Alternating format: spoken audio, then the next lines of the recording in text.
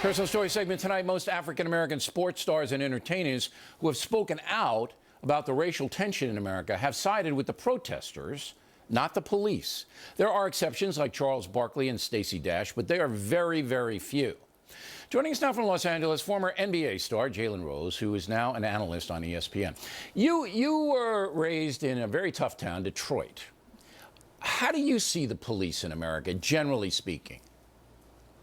I respect the police. I respect all public officials. If I could stop the world on its axis right now, military, firemen, the police department, teachers, they should all be paid double. That's how much I respect what they do for our great country. So when you see protesters out there saying, listen, police are generally racist and they give black Americans a harder time than white Americans, how do you, Jalen Rose, react to that? I don't think the police start their day by getting in the car looking at one another as two white cops saying, hey, we're going to go harass as many blacks as we can today or shoot them down in cold blood.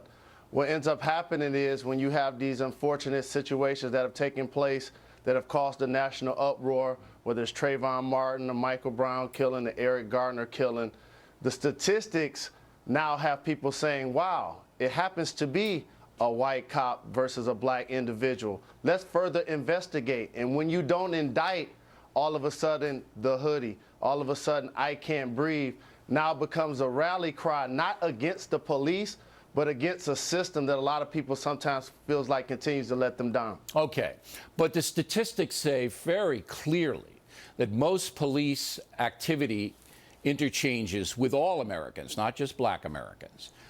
Very few violent episodes, very few. The statistics also say that young black men commit far more crimes than any other group, including police killings. So therefore you would expect the police to be more wary around young black men, particularly in the inner city situations in which you grew up.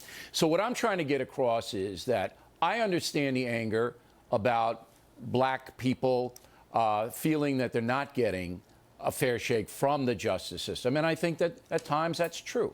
But generally speaking, I don't think it's true. It's a false narrative. Would I be wrong? I think the goal for everyone, the police officers and the civilians, is to get home safely that evening. So when these encounters happen, as you look deeper into each case, you see armed police officer, unarmed individual who just so happens to be black.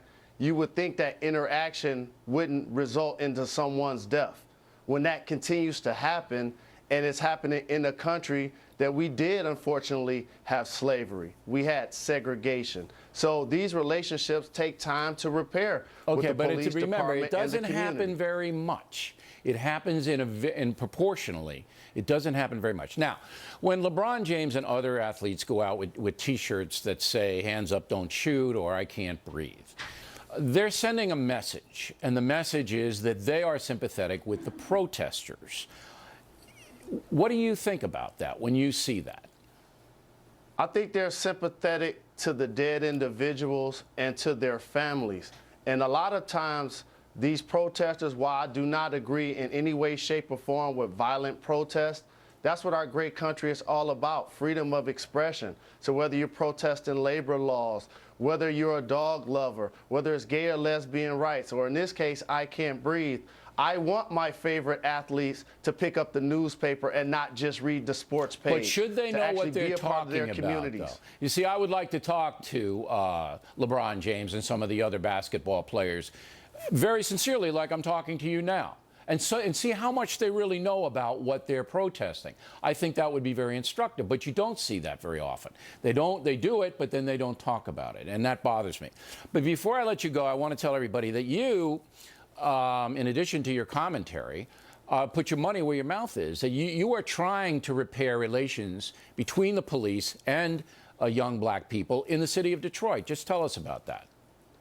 When I started the Jalen Rose Leadership Academy, a tuition-free public charter high school in my hometown, one of my goals was to put a police mini station in our school, because a lot of time when that interaction happens, there's tension involved, and you don't get to see the chance to see that interaction happen when it's friendly. So unfortunately, Detroit doesn't have the funding for police mini stations anymore, so the idea didn't come to fruition. But it's very important for us to have that interaction when there's not hostility involved. All right. And your academy is funded by private donations? Yes, with tuition-free public charter, we are state-funded, but our goal is to bridge the education gap through funding, through opportunity, which in turn leads to achievement. All right. Well, good for you, Mr. Rose, and we appreciate you talking with us tonight. Directly ahead.